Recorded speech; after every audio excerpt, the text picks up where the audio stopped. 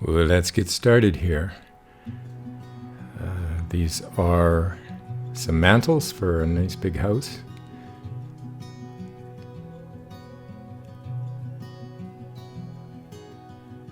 Get my chainsaw out here. As you can see, I've drawn the profile onto that log.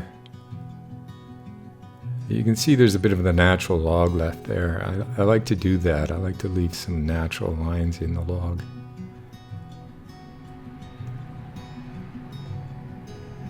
I show a lot of chainsaw work here. It might get a little monotonous.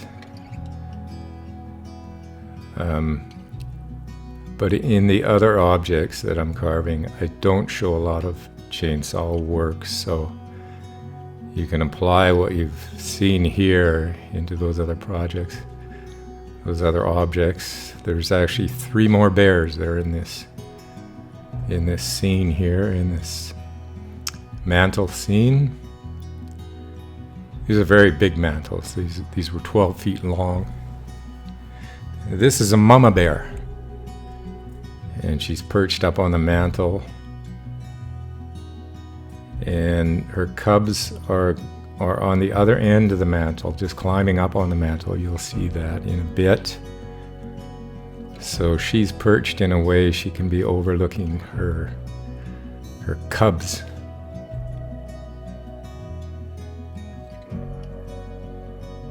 Man, I wish I could carve this fast.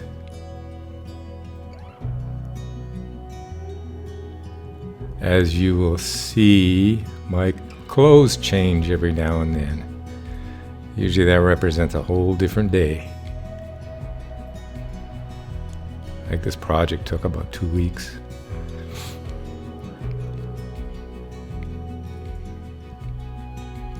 That's a cut saw on the end of a grinder, a cut saw grinding wheel.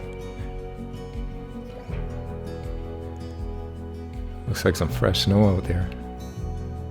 Must be cold.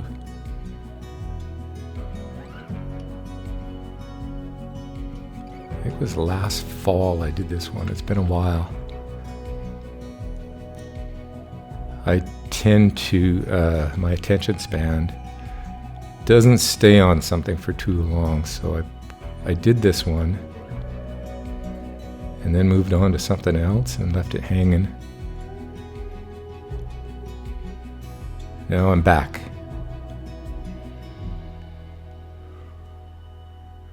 Judging by all the crystals forming around my nose there and the steam coming off my breath, it was pretty cold. So we moved inside, as you can see here now, and I'm using the electric chainsaw. Love that electric chainsaw.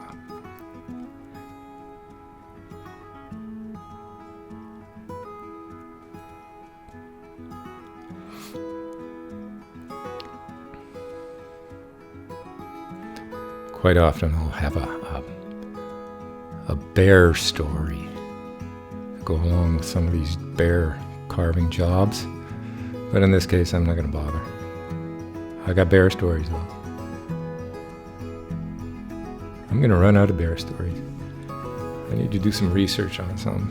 It's kind of a way of life out here in BC, British Columbia, Western Canada. Bears are a mythical creature. Some people think they're really scary. They're pretty common. We live out in the country, so we get bears coming down and roaming through the property. There's always bear sign around all year long. And they just mind their own business. You mind your business. As a matter of fact, I in my old age here, I'm starting to be more conscious about packing bear spray into bear country. But in the past, I've never bothered. I just, I'll run into a bear, it goes off and does its own thing, and I just carry on doing mine. But I'm not as secure as I used to be when I was younger. So now I do try to remember to take bear spray into bear country. Here we go. We're going to do the cubs on the other end of this mantle. That mantle I told you earlier was 12 feet long. That's because there's a 5-foot television in between. And you will see in the final pictures at the end how the TV fits into this thing.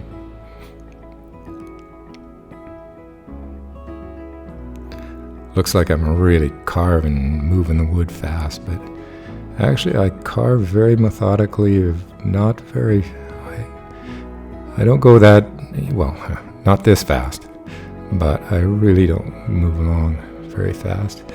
I don't know how that worked. You saw the picture of the bear cub, and for some reason it was upside down. But anyway, obviously I understood what I was looking at, so I'll cut this piece out and I retrace the design there again. Cut out some more detail here. Well, it's going to be a while before we're detailing, but just blocking things out here.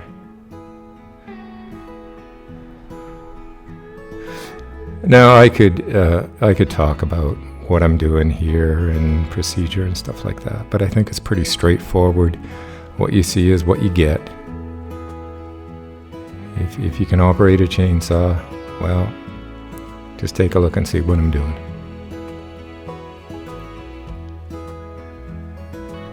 Actually, anybody can operate a chainsaw. It's just a matter of whether or not you're gonna cut yourself or not. I guess that's pretty sad to think about.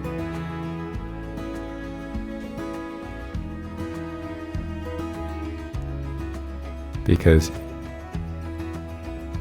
with a chainsaw, you cannot cut yourself. And as you see, something didn't quite work out. That ear was obviously in the wrong place. The perspective wasn't right on it. So I'm gluing another piece of wood back on. This is a repair. I like to show repairs. They're really important because in most carvings, and quite often, I mean, you don't want to be at the point where you need to do repairs.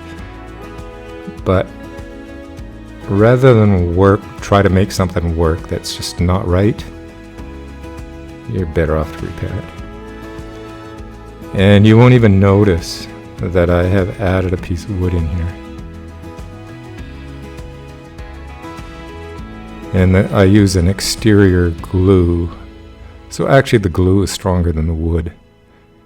If you glue it properly, you don't need to worry about that glue ever breaking. So there's the little guy all blocked out. Looks like I'm going to start to put some detail into it here. Now this hair that I'm carving into it, it's pretty rough. I mean, I could spend hours and really make it look like bear hair. But I'm working within a budget. This is for a client. And, you know, I could do a lot of things a lot better. And I could carve till the cows come home. But sometimes you just gotta figure, I've only got so much, I can only put so much into this job if I want to make a buck. So this one I attach, and I attached it from the other side. I stuck bolts in the other side,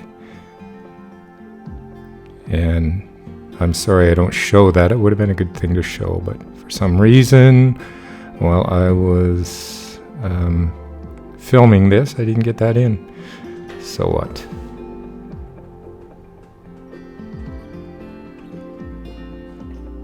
I don't know what I'm doing there to hold that thing in place. Looks like I reached in behind there somehow. So I'm putting this goofy hair on it.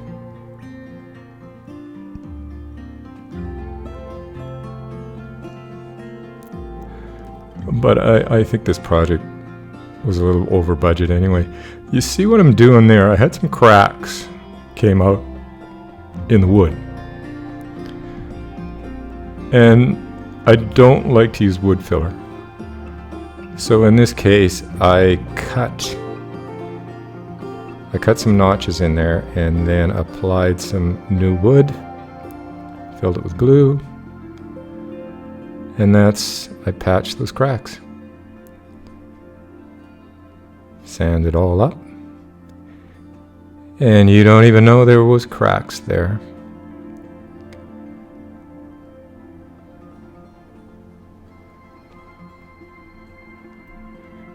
As you can see, when I made that patch job, I just ground right over it, even before the glue was dry.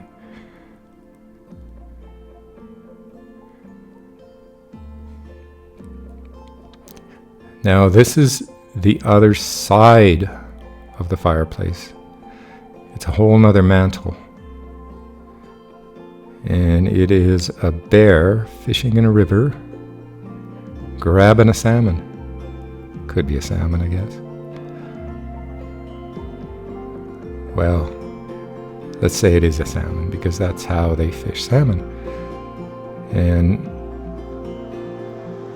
the bears, when the salmon is running, and it happens around here, the bears come out and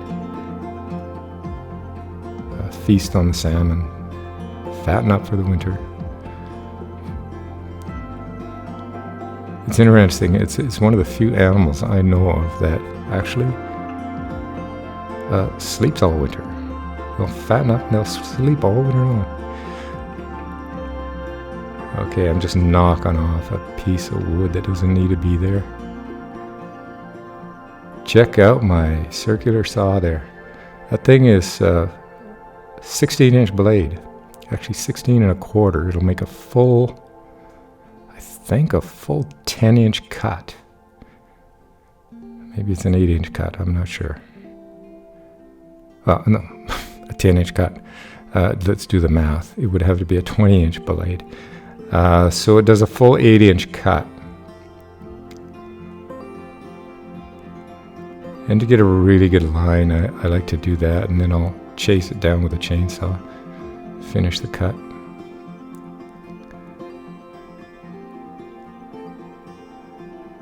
Okay, we're going to do some staining here. Mask it up as best I can. That is just a paint thinner, just to dilute it, so when I apply the gel stain, it's still manageable. The whole thing will stay wet.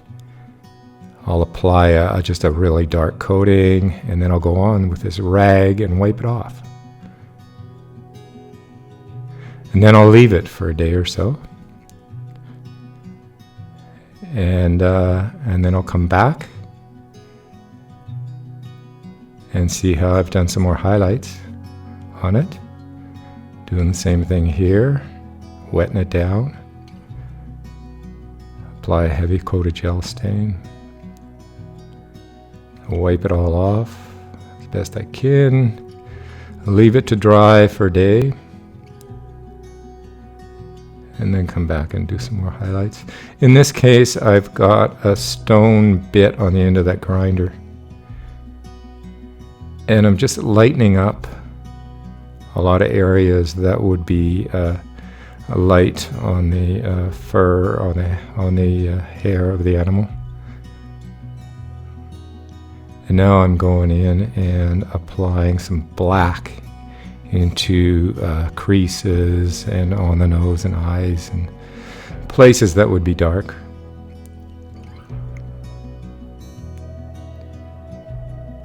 This is the other little bear cub. This is the one that's climbing up onto the mantel.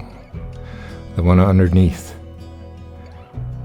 the other bear cub. Same deal. slapping the gel stain on there. I'll wipe it off, and here we are. As you can see, the clothes have changed again, probably another day later, obviously a day later. And I'm using that stone bit again, just to remove. You see how, as I go over those claws, the stone bit, it removes the gel stain. I'm darkening patches now. Here's the other side of the mantle, the bear fishing. As you saw, I was carving away on that. Well, there it is.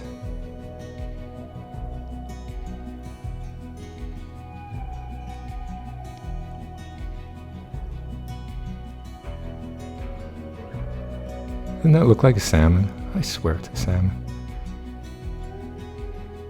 Now I go with a lot of the lines of the wood. As you can see, the log there. I try to shape the log according to the natural grain, and just so it's really evident that this came out of a log. And I like to retain some of that log look. Just putting some dark in there. That's all you get.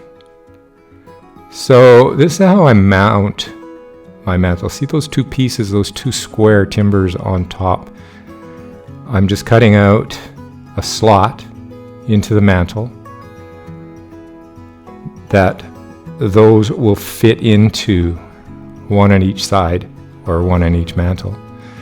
It fits into that, and that timber that I just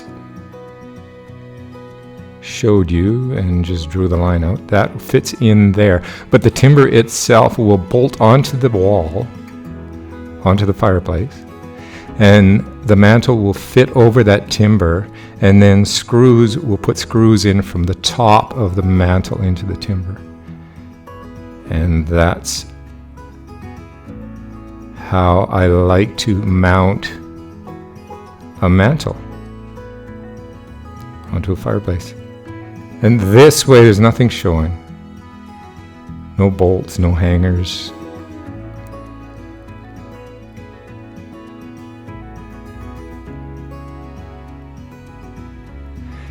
And that's the crate. It's a big job to crate one of these things up, because they're getting shipped by transport, and forklifts are handling them and all kinds of things. So these crates have to be bulletproof. And there's the finished product. You see that natural log with a bit of flair on it, and then still retaining some of the round in the natural log. Well, that's it, folks. I'll see you again with the next video, and feel free to sign me up. Talk to you later.